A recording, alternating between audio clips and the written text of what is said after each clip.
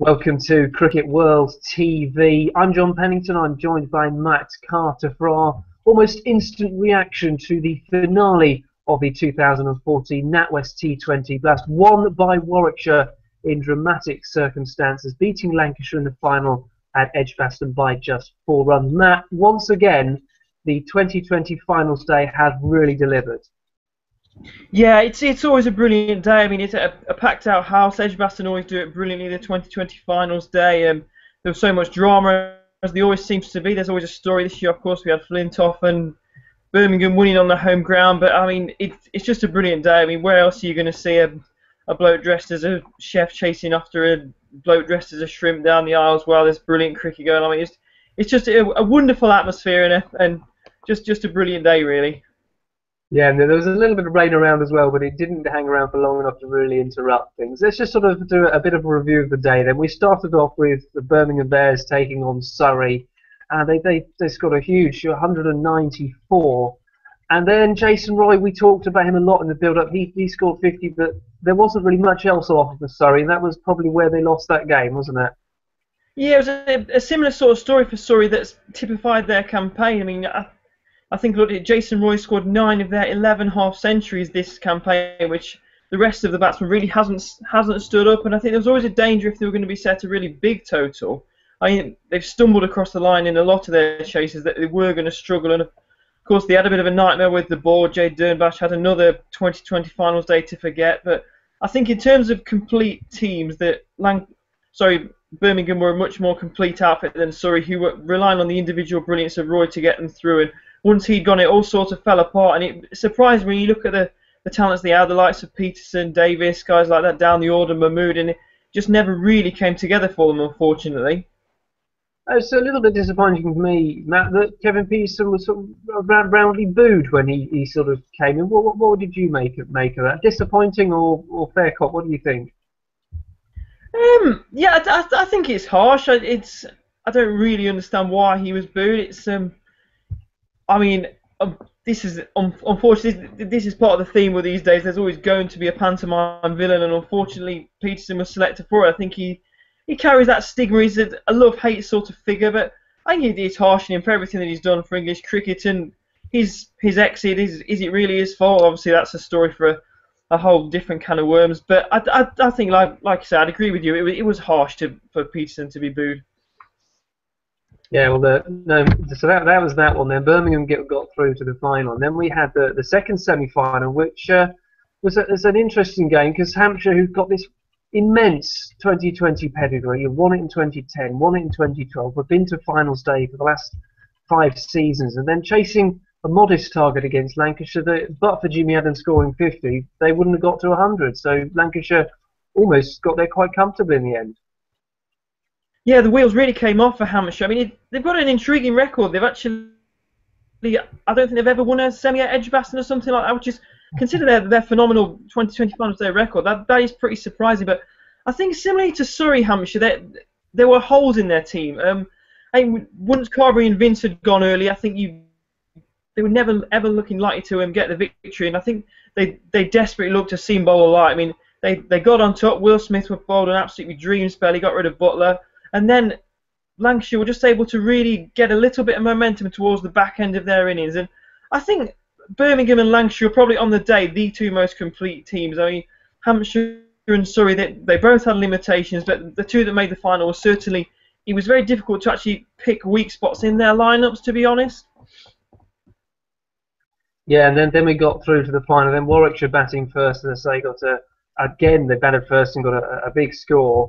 Laurie Evans played very well. Andrew Flintoff took a wicket with his first ball. It was all sort of very, very entertaining, wasn't it? But you almost felt at the halfway stage that, I keep calling them Warwickshire, we should call them Birmingham. You almost thought that Birmingham surely had enough runs, but my word, Lancashire pushed them so close.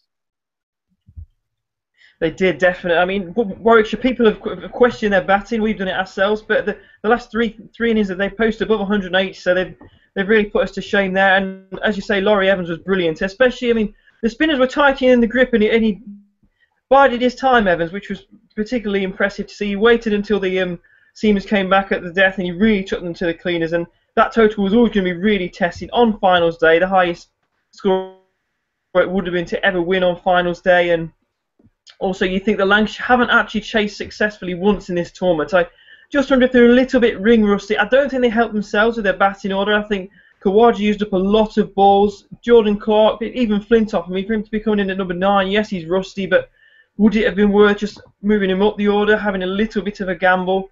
I mean, and then when Butler fell, that was probably going to be curtains for him. I mean, I think when he came to the crease, Josh Butler, there was just too much pressure on him because of the balls that had been eaten up by Khawaja and perhaps Ashwell Prince as well. But you have to give Warwickshire full marks for the way they bowl. I think the seamers were particularly impressive. I mean, Jitan Patel has been their star man, but he struggled a little bit. What with the due? But I thought Boyd Rankin was probably the best seamer on show on the actual event. I think he was causing the batsman trouble all day. And then Chris Woakes with that final over, he really did hold his nerve because the fairy tale was very close at that point. When Hannon Dolby had been hit for those 2 sixes off his last 2 deliveries, you just wondered he was looking quite possible that just maybe it was going to happen. And then Chris Woakes, he could have buckled, but it was a really good show of nerves from him. And I think overall the best team probably did lift the trophy.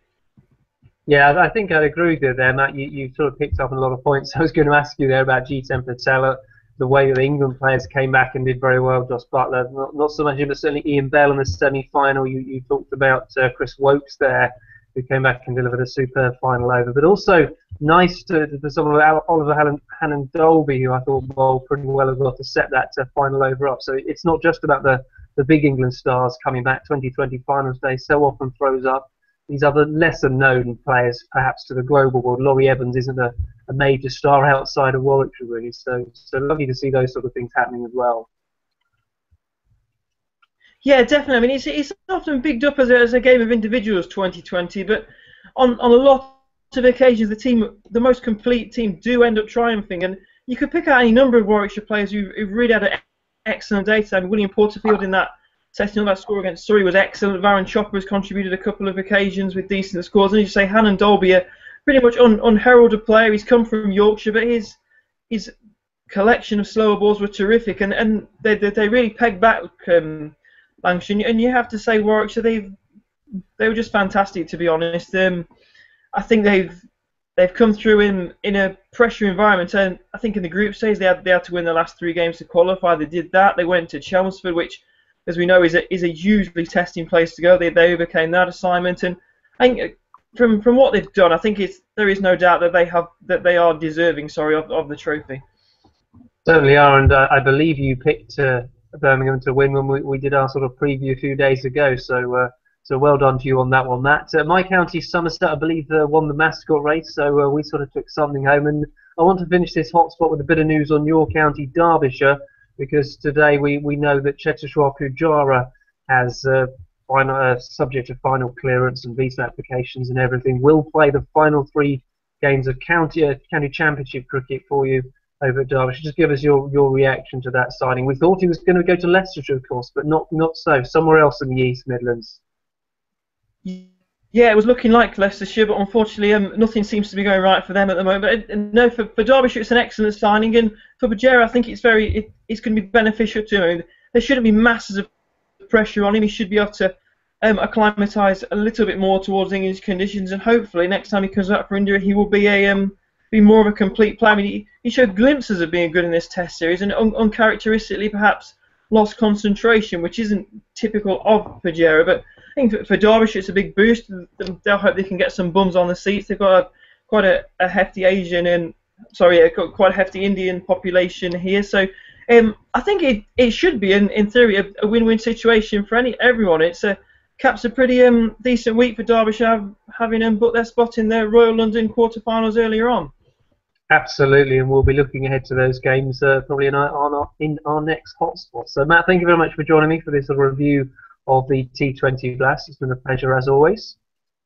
Thank you very much. It's been a breathless afternoon, to say the least. Yes. I think we all need to have a bit of a lie down. So, thanks to Matt. Thank you very much for watching us here on Cricket World TV.